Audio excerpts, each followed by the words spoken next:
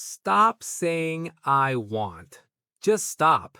If you walk into your boss's office and say, I want a promotion, or you email a client saying, I want the files by Friday, you are actively damaging your career.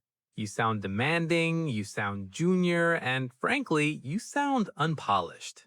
Ouch, that is harsh, Leo. But is it really that serious? It's actually worse than serious, Emma. In the corporate world, language is currency. I want is a transaction. I propose is a partnership. If you change just 3 words in your vocabulary, you stop being an employee who follows orders and start sounding like a leader who drives results. That is a big promise. And I know you have a specific golden framework for this that we're going to share later in the episode. Absolutely. I have a 3 step framework that turns a demand into a proposal. It's the secret weapon for negotiations, and we will break it down at the end of this episode. Amazing. Well, hello, everyone. Welcome to episode 1 of the Easy Business English podcast. I'm Emma, your host. And I'm Leo, your communication coach. Today, we are tackling one of the most common habits that holds non native professionals back the I want trap. We're going to give you 5 high level executive alternatives that will instantly upgrade your professional image. Let's get to work. Before we dive into these phrases, I have a quick request. If you are serious about advancing your career and mastering business English, please hit that subscribe button and click the like icon right now. It really helps us. The YouTube algorithm needs to know that professionals like you are finding value here. If you want us to keep making these deep dive training episodes, giving us a like is the best way to vote for more content. Thank you. Now, Leo, let's start with the problem. Why is I want such a dangerous phrase? It comes down to perceived power dynamics, Emma. When you learn English in school, you learn, I want an apple or I want to go to the park. It is grammatically correct, it conveys desire. But in business, expressing raw desire without context sounds like a demand from a child. A demand from a child. That is a strong image.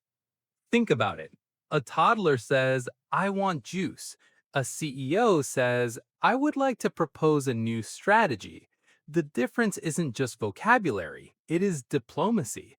When you say, I want, you are making it about you. You are centering your needs. In business, you always want to center the mutual benefit or the objective. That makes sense. It's the difference between being self centered and solution oriented. So let's look at the student way versus the executive way. Let's say I'm writing an email to a colleague asking for data. The student way is I want the report by tomorrow. Correct. And that person receiving that email feels ordered around. It triggers resistance. So, what is our first alternative? What is phrase number 1? Phrase number 1 is the polite standard. I would appreciate, or it would be helpful if. I would appreciate. Simple. It is simple, but it shifts the tone from demand to gratitude. Instead of, I want the report, you say, I would appreciate it if you could send the report by tomorrow. It feels much softer, but still firm. Exactly. It is polite power. You aren't asking for permission, you are stating an expectation with grace. Another variation is, it would be highly beneficial to have that report by tomorrow. Beneficial. That's a great corporate word. It is. It implies that the action serves a purpose, not just your personal whim. Okay, let's move to a harder scenario.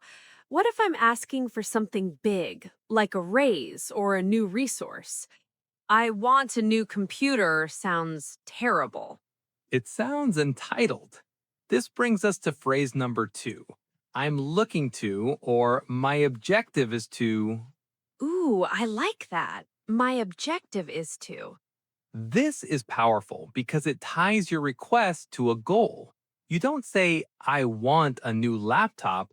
You say, my objective is to improve my rendering speed for the client project. So I am looking to upgrade my hardware. Wow, do you see the difference there? You justified the request with a business result. Precisely. I want is emotional. My objective is strategic. Managers love strategy. They hate emotional demands.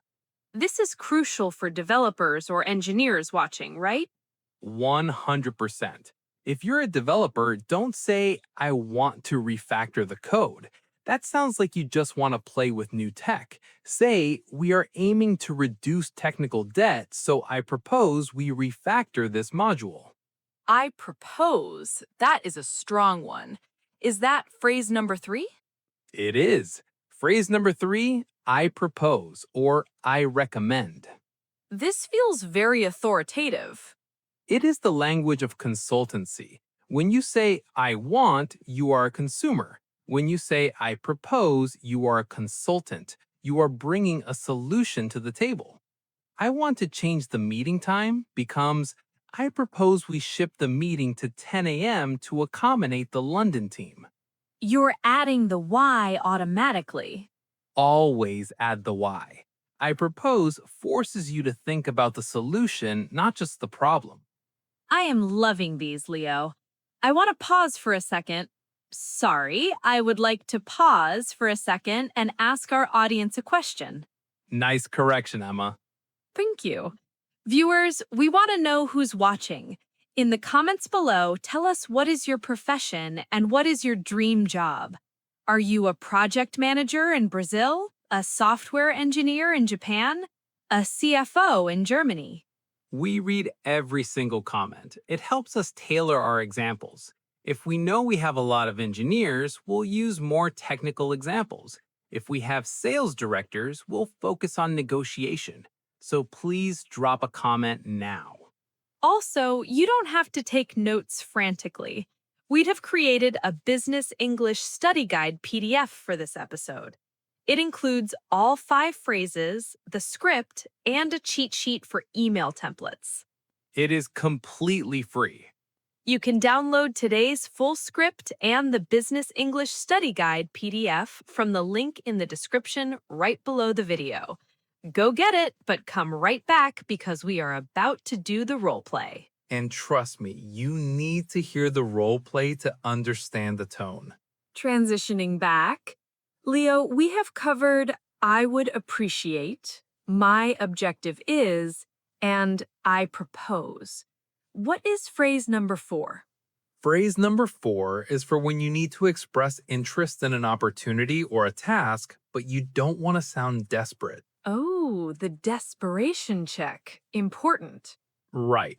Instead of saying, I want to join that project, which sounds like a child asking to play a game, use I am interested in or I would welcome the opportunity to. I would welcome the opportunity to. That sounds very elegant.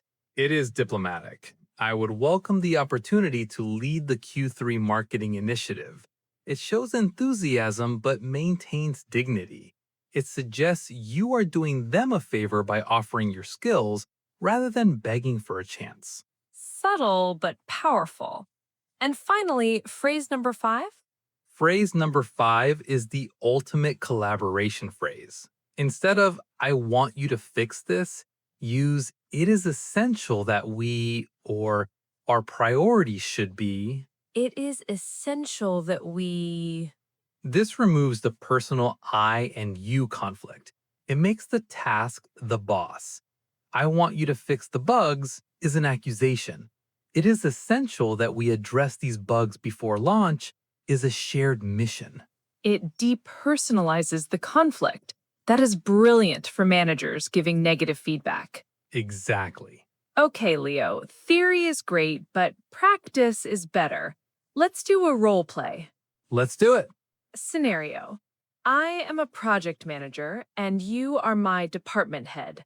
I need to delay a project deadline because we are understaffed. If I said, I want more time, that would be bad. That would be career suicide. You'd sound incompetent. Okay, so I'm going to use the new phrases. Action. Hi, Leo. Do you have a moment to discuss the Alpha launch timeline? Sure, Emma. What's going on? Are we on track? We are making significant progress. However, my objective is to ensure the final release is bug free and fully stable for the client. Currently, the QA team is at capacity. Okay, that is a concern. The client is expecting it on Monday. I understand the urgency. However, it would be beneficial if we could extend the final review by 48 hours. I propose we deliver the beta version on Monday and the final polished release on Wednesday. This ensures quality without stalling the client's testing. Cut. Perfect. Whew, how did that sound? It sounded controlled. You didn't say, I want more time. You said, my objective is quality. You didn't say, I want a delay. You said, I propose a staggered delivery. You managed my expectations. It felt different.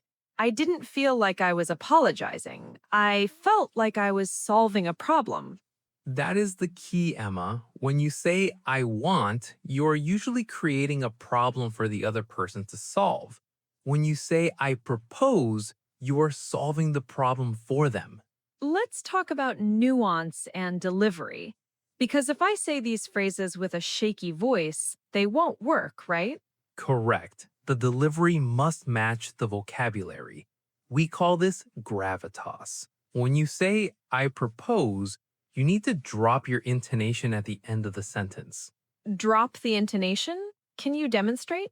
A lot of non-native speakers, and native speakers too, use upspeak. They say, I propose we change the deadline, like a question. I see. Exactly. It sounds unsure. You need to say, I propose we change the deadline. Downward inflection. It signals finality and confidence. I propose we change the deadline. Perfect. It lands solid. It lands heavy. That is a pro tip right there. Downward inflection. Another nuance is speed. When you are nervous and saying, I want, you tend to speak fast. I want this by Friday. When you use these executive phrases, slow down. It is essential that we. It commands attention. Silence is part of the sentence. Don't be afraid of it. This has been incredibly insightful. I feel more professional just sitting next to you. You're doing great, Emma. Let's recap. Leo, what are the top takeaways from today? Takeaway 1. Eliminate I want from your professional vocabulary. It sounds junior and demanding. Takeaway 2. Replace it with objective-based language. Use my objective is to justify requests and I propose to offer solutions. Takeaway 3. Watch your delivery. Use downward inflection and slow down to convey authority. And remember the phrase for gratitude. I would appreciate instead of I want you to. Yes, politeness is not weakness. Politeness is strategy. If you start using these phrases in your emails tomorrow, I guarantee you will see a shift in how people respond to you. You will see respect. We hope you found immense value in this first episode of Easy Business English. If you did, please remember to subscribe and turn on the notification bell. We have a whole series coming up on mastering meetings, salary negotiation, and diplomatic disagreement. You don't want to miss those. And if you really loved this content and want to support the channel directly, you can buy us a coffee. The link is in the description. It helps keep the lights on and the scripts coming. And helps me buy better suits. Exactly. Also, don't forget to follow us on Instagram and TikTok for 1-minute daily tips. The link is in our bio. And before you go, we have picked out another video for you. If you struggle with small talk in business, click the video on your screen right now. It connects perfectly with today's lesson. Thank you for watching. Go out there and communicate with confidence.